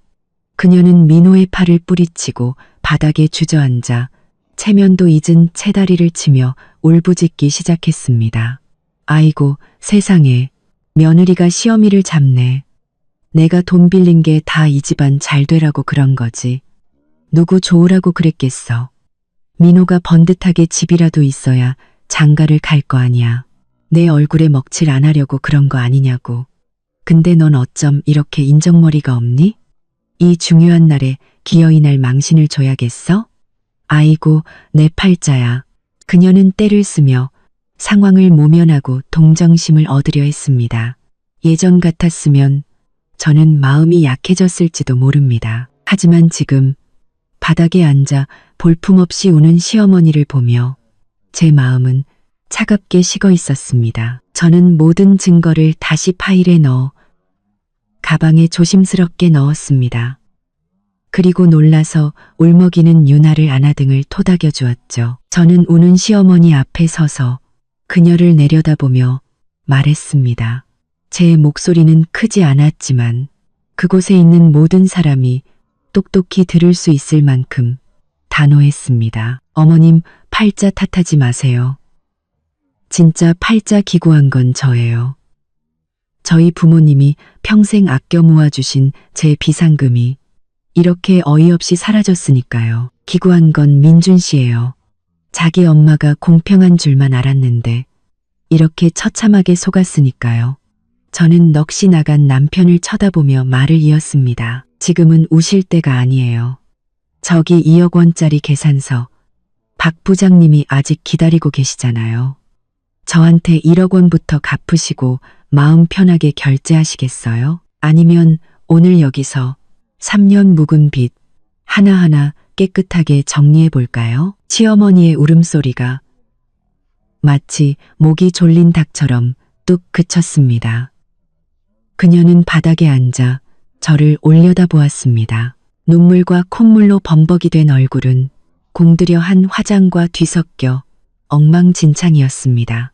그녀는 아마 제가 떼쓰는 수법에도 전혀 흔들리지 않을 줄은 몰랐을 겁니다. 주위는 무서울 정도로 조용했습니다. 유나의 작은 흐느낌과 박 부장의 어색한 헛기침 소리만 들릴 뿐이었죠. 너. 시어머니는 저를 가리키며 손을 떨었지만 아무 말도 잊지 못했습니다. 명백한 증거 앞에 그녀의 모든 변명과 억지는 힘을 잃었습니다. 남편이 마침내 충격에서 조금 벗어난 듯 얼굴을 가렸던 손을 내렸습니다. 핏발선 눈으로 그는 시어머니 앞으로 다가갔습니다.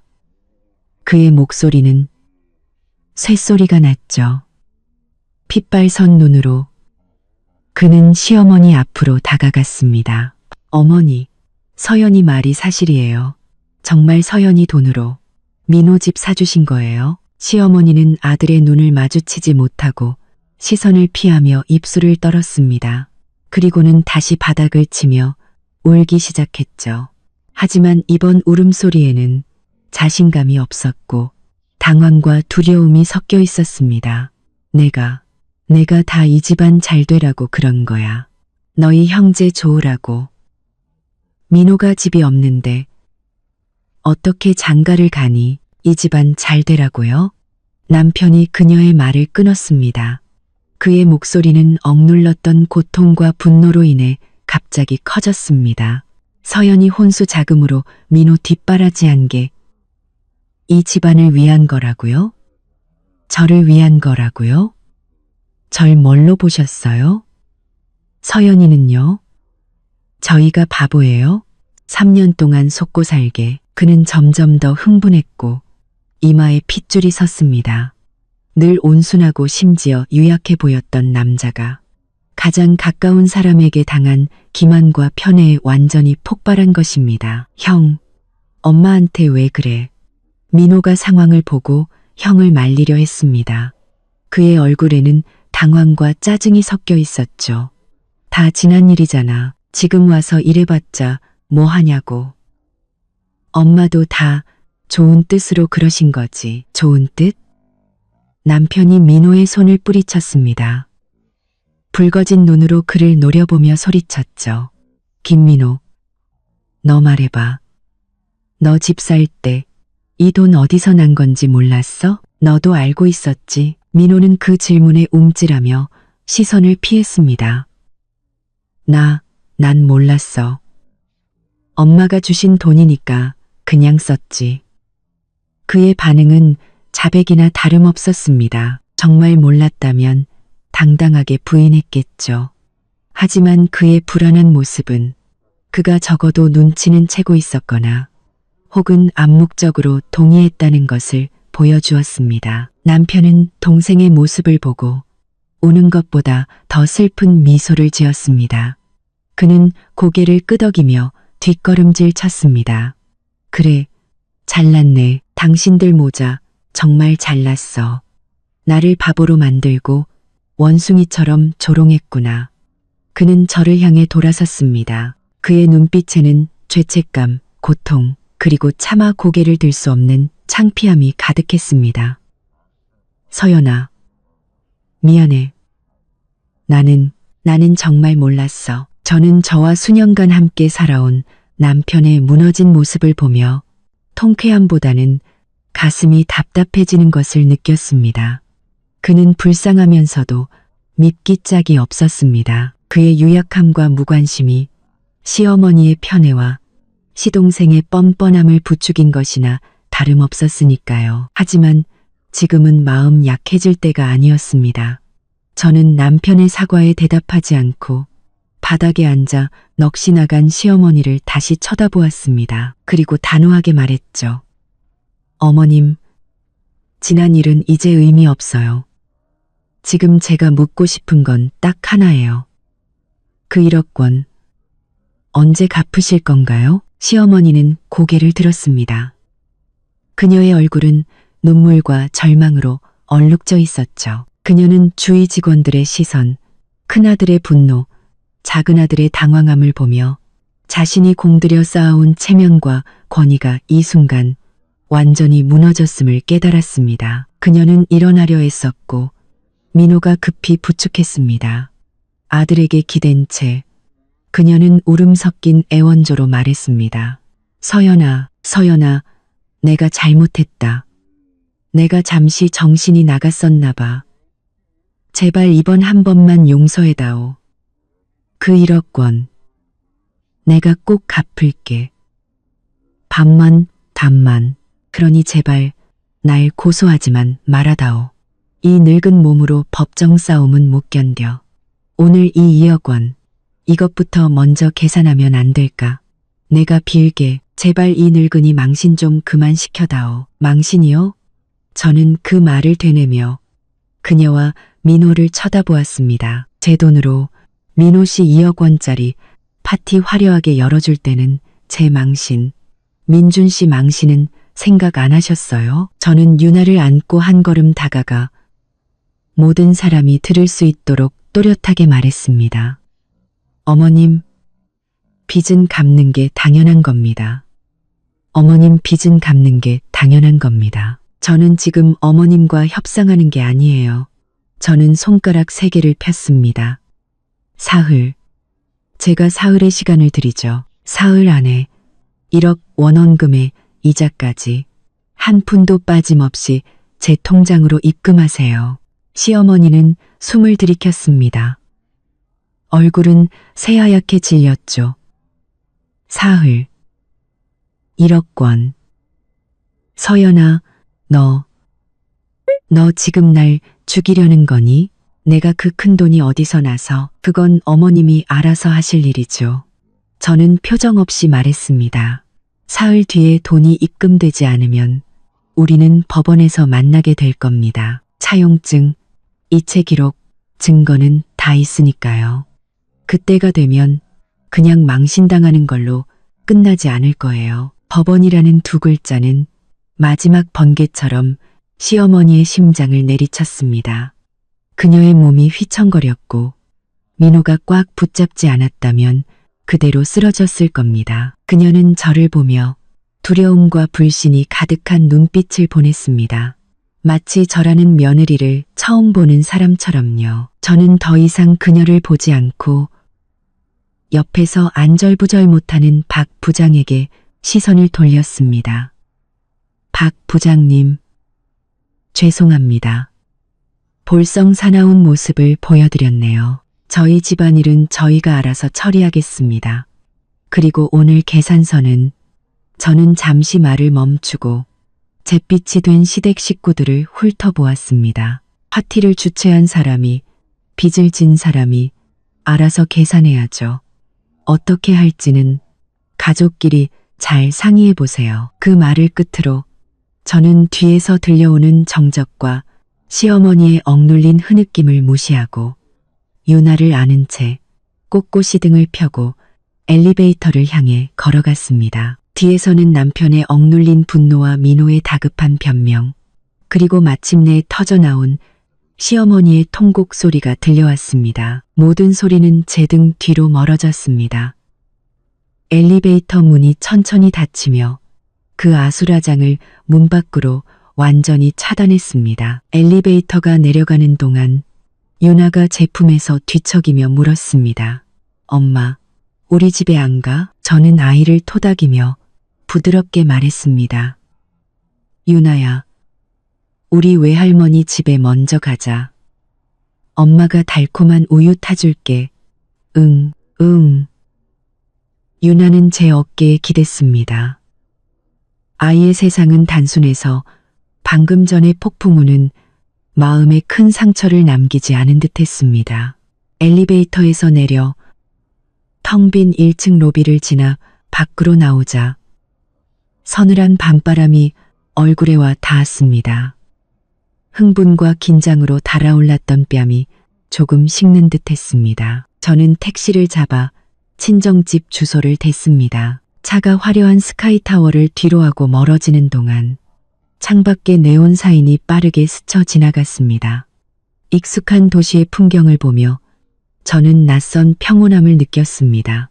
이렇게 가면을 벗어던지는 것이 숨막히는 가짜 가족 관계 속에서 괴로워하는 것보다 훨씬 나았습니다. 친정집에 도착해 잠든 유나를 안고 문을 두드리자 어머니가 놀란 얼굴로 우리를 맞았습니다.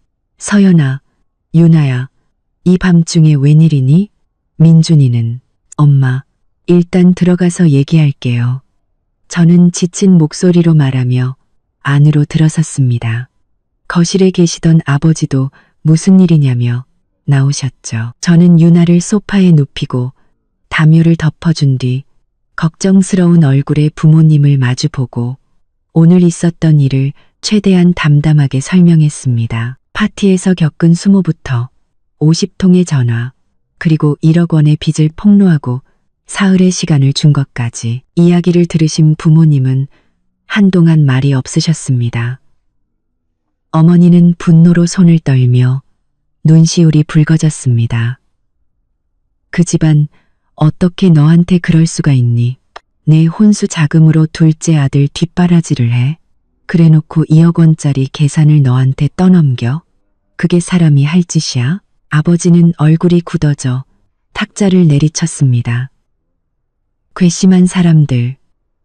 그리고 김민준. 그놈은 뭐 하는 놈이야? 제 아내가 그렇게 당하는데 가만히 있었단 말이야? 저 때문에 속상해 하시는 부모님을 보니 억지로 버티던 마음이 무너질 것 같았습니다. 코끝이 찡해져 고개를 숙였죠.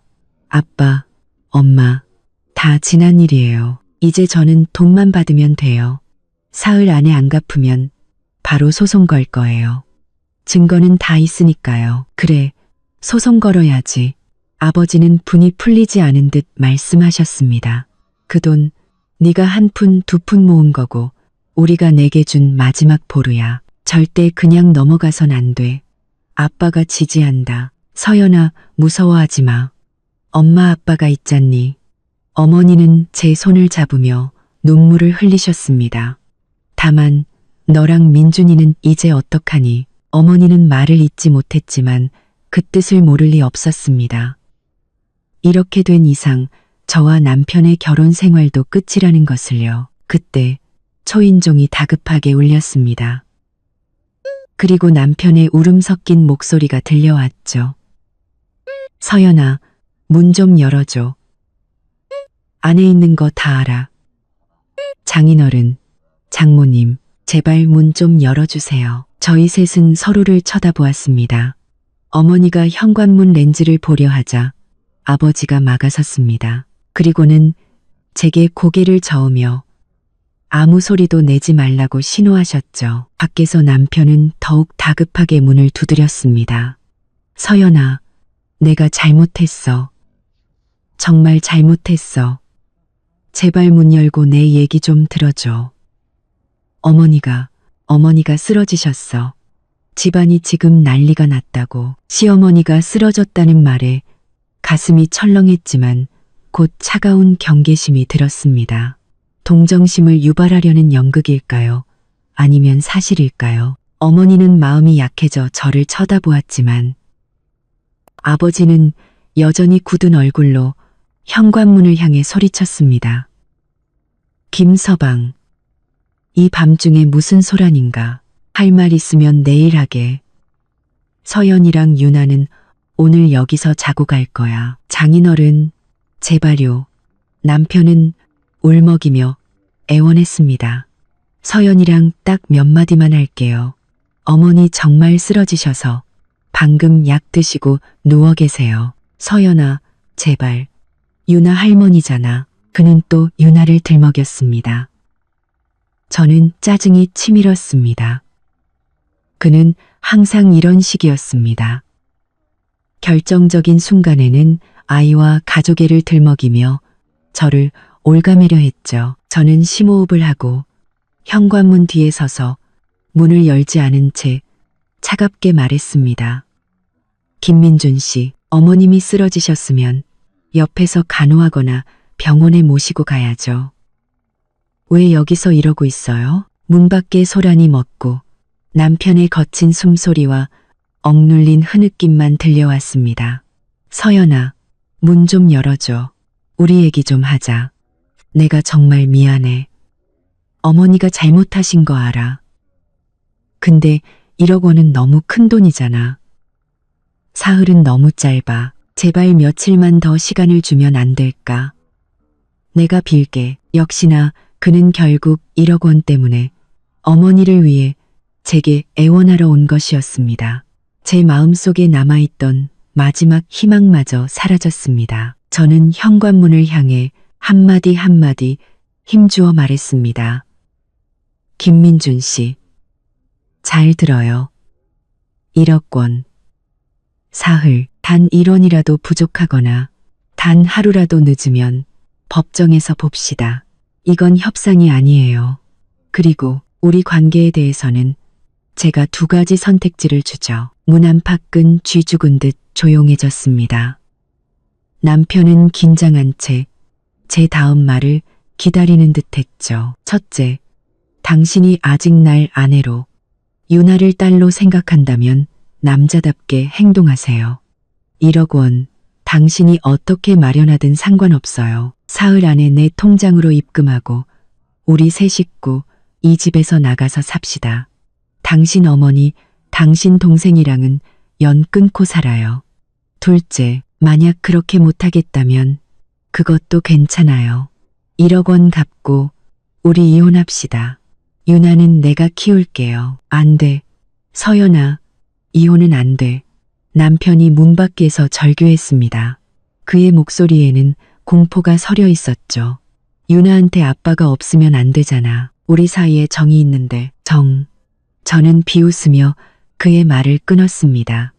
김민준 씨, 정이라는 건 서로 주고받는 거예요. 당신 어머니가 날 무시하고 당신이 침묵할 때마다 우리 사이의 정은 이미 다 닳아 없어졌어요. 이제 선택은 당신 몫이에요. 당신의 그 대가족을 택할 건지 아니면 나와 유나, 이 소가족을 택할 건지 결정해서 알려줘요. 지금은 돌아가세요.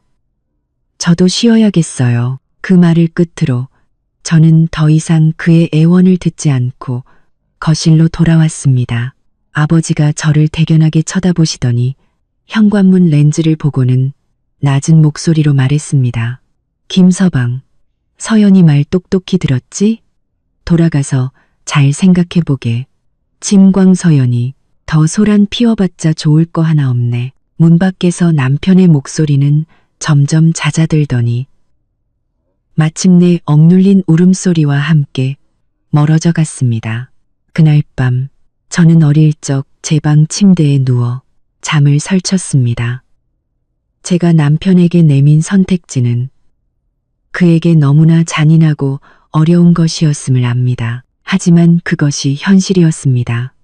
시댁은 진흙탕과 같아서 완전히 벗어나지 않으면 함께 빠져들어 영원히 고통받을 수밖에 없었습니다. 그날 이후 사흘 동안 저는 모든 시댁 식구의 연락을 차단하고 친정에서 유나와 함께 평온한 시간을 보냈습니다.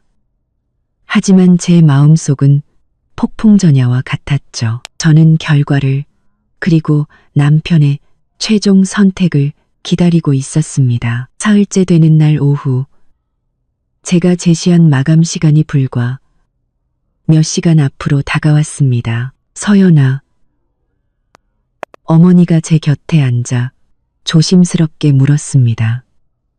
시간이 다 되어가는데 아무 연락도 없네. 정말 법원까지 가야 하는 거니? 엄마, 갈 때까지 가봐야죠. 저는 유나의 스웨터를 뜨개질하며 차분하게 말했습니다.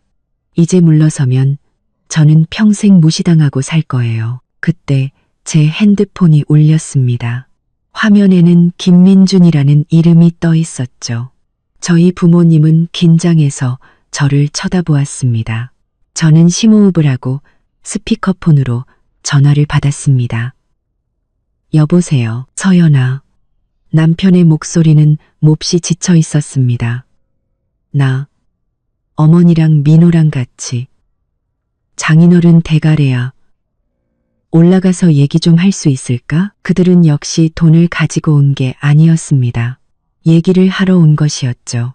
저는 아버지와 눈을 마주쳤고 아버지는 잠시 고민하다 고개를 끄덕였습니다. 올라오세요. 잠시 후 문을 열자 초췌한 모습의 세 사람이 서 있었습니다. 시어머니는 민호에게 부축을 받은 채 며칠 사이에 10년은 늙어 보였습니다. 며칠 전 파티에서의 화려함은 온데간데 없었죠. 민호도 고개를 푹 숙이고 있었습니다. 하지만 제 눈길을 끈 것은 남편이었습니다. 덥수룩한 수염, 핏발선 눈, 그리고 손에 꽉 쥔 묵직해 보이는 보자기. 그의 눈빛에는 죄책감, 고통, 그리고 애원이 뒤섞여 있었습니다. 들어와서 얘기하시죠. 저는 무표정하게 그들을 안으로 들였습니다. 숨막히는 침묵 끝에 시어머니가 먼저 입을 열었습니다. 그녀는 갑자기 소파에서 미끄러지듯 내려와 제 앞에 무릎을 꿇었습니다. 서연아, 내가 잘못했다. 내가 정말 죽을 죄를 지었어. 그녀는 제 다리를 붙잡고 통곡하기 시작했습니다. 제발 나 좀 용서해다오. 1억 원. 내가 꼭 갚을게. 그러니 제발 고소만은 하지 말아다오. 그녀의 돌발 행동에 저희 부모님도 남편과 시동생도 모두 놀랐습니다. 저는 한때 거만했던 시어머니의 비굴한 모습을 내려다보며 마음속에 어떤 동요도 느끼지 못했습니다. 그저 차가운 혐오감만이 들었죠. 어머님, 이러지 마시고 일어나서 말씀하세요. 저는 그녀를 부축하지 않고 차갑게 말했습니다. 남편이 고통스러운 표정으로 어머니를 일으켜 소파에 앉혔습니다. 그리고는 보자기를 풀어 그 안에 있던 현금 다발과 통장 몇 개를 꺼내놓았습니다. 서연아, 남편의 목소리는 갈라져 있었습니다. 여기 현금 9천만 원이야. 어머니 적금 깨고 내 월급 통장이랑 비상금까지 다 털었어. 민호도 500만 원 보탰고 우리가 정말 노력했는데 1억 원은 도저히 못 맞추겠어. 500만 원이 부족해.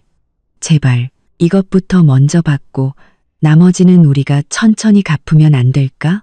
그는 거의 울먹이며 제게 무릎이라도 꿇을 기세였습니다. 저희 부모님은 그 돈과 괴로워하는 남편, 초라해진 시어머니를 보며 안쓰러운 표정을 지었습니다. 어머니는 제 옷소매를 살짝 잡아당기기도 했죠. 저는 테이블 위에 돈과 통장을 말없이 쳐다보았습니다. 9,500만 원. 사흘 안에 이 돈을 마련하기 위해 그들이 얼마나 애썼을지는 짐작이 갔습니다. 9,500만 원. 하지만 500만 원이 부족했습니다. 저는 천천히 입을 열었습니다. 제 목소리는 얼음처럼 차가웠죠. 김민준 씨, 사흘 전 제가 말했죠. 1억 원 한 푼도 부족해선 안 된다고요. 9,500만 원도 9,900만 원도 아니에요. 500만 원이 부족하다고요? 그럼 법원에서 봅시다. 그 말을 남기고 저는 증거 서류를 가지러 방으로 들어갔습니다. 거실에서는 시어머니의 절규와 남편의 절망적인 외침이 터져나왔습니다. 제가 방에서 나왔을 때 거실은 아수라장이었습니다. 시어머니는 울부짖고 있었고 남편은 넋이 나간 채 소파에 주저앉아 있었습니다. 민호는 안절부절 못하며 어쩔 줄 몰라 했죠. 서연아. 남편이 고개를 들었습니다. 그의 눈은 절망으로 가득 차 있었죠. 정말 방법이 없는 거야? 저는 그의 말을 잘랐습니다. 김민준 씨, 당신 어머니가 내 돈을 가져갔을 때, 당신이 침묵했을 때, 우리 사이에 부부의 정이 남아있긴 했나요? 당신은 결국 당신의 대가족이 나와 유나보다 중요한 거잖아요. 제 말은 비수처럼 현실을 꿰뚫었습니다. 박서연, 너 우리 가족 다 죽이려고 작정했어? 시어머니가 갑자기 소리치며 벽에 머리를 박으려는 듯 난동을 부렸습니다. 남편과 시동생이 기겁하며 그녀를 말렸죠. 저는 그 광경을 차갑게 지켜보았습니다. 죽고 사는 건 당신들 사정이고 저는 제 돈만 받으면 됩니다. 500만 원. 지금 당장 마련하지 못하면 저는 이 서류 들고 변호사 찾아갈 겁니다. 제 친구가 변호사인데 이 소송 무조건 이긴다고 했어요. 그렇게 되면 당신들 1억 원의 이자, 소송 비용까지 다 물어내야 할 겁니다. 그리고 저는 민호를 쳐다보며 말을 이었습니다. 민호 씨, 곧 박사과정 시작하죠? 직계 가족 중에 채무 불이행 기록이 있으면 앞으로 공무원이나 교수가 되는데 지장이 없을까요? 채무 불이행. 그 말에 민호의 얼굴이 하얗게 질렸습니다. 그는 제 앞에 달려와 횡설수설하기 시작했습니다. 형수님, 안 돼요. 소송은 안 돼요. 500만 원. 제가 어떻게든 마련해 볼게요. 하루만. 아니, 반나절만 시간을 주세요. 친구한테 빌리든 대출을 받든. 김민호, 너 미쳤어? 시어머니가 소리쳤지만 민호는 처음으로 어머니에게 소리쳤습니다. 엄마 때문이잖아요. 엄마가 형수님 돈만 안 썼어도 이렇게 안 됐잖아요. 제 인생 망치실 거예요? 상황이 걷잡을 수 없이 흘러가자 남편은 화장실로 뛰어들어가 문을 잠갔습니다. 10분쯤 지났을까 그가 나왔습니다. 그의 얼굴은 물기인지 눈물인지 모를 것으로 젖어 있었지만 눈빛은 이상하리만치 차분했습니다. 그는 테이블 위에 현금 뭉치에서 500만 원을 꺼냈습니다. 그리고는 손목에서 시계를 풀기 시작했습니다. 제가 연애 시절 첫 월급을 타서 사주었던 낡았지만 소중히 차고 다니던 바로 그 시계를요. 그는 시계와 500만 원을 제 앞에 내밀었습니다. 그리고는 저를 깊이 바라보며 달라진 목소리로 말했습니다. 서연아, 이 시계 당신이 20만 원 주고 사줬었지. 오래됐지만 고장 난 적 없어. 이거 팔아서 남은 돈 480만 원에 보태. 500만 원 다 갚았어. 이자까지 쳤으니 이걸로 됐지. 그는 잠시 숨을 고르고는 더욱 낮은 목소리로 덧붙였습니다. 1억 원 다 갚았어. 거실은 죽음과 같은 침묵에 휩싸였습니다. 저는 테이블 위의 돈과 낡은 시계를 보며 가슴이 먹먹해지는 것을 느꼈습니다. 그 시계는 우리에게도 있었던 순수했던 시간의 증표였습니다. 그가 이런 식으로 마지막 빚을 갚을 줄은 몰랐습니다. 남편은 고개를 숙인 채 거의 들리지 않는 목소리로 말했습니다. 돈은 다 갚았어, 서연아. 미안하다. 내가 못나서 당신이랑 유나를 못 지켰어. 우리 이혼하자. 유나는 당신이 키워. 그게 마음이 놓여. 그 말을 끝으로 그는 어머니와 동생은 쳐다보지도 않고 휘청거리며 현관문을 열고 나가버렸습니다. 민준아, 형, 시어머니와 민호가 그를 따라 나가려 하자 제가 차갑게 소리쳤습니다.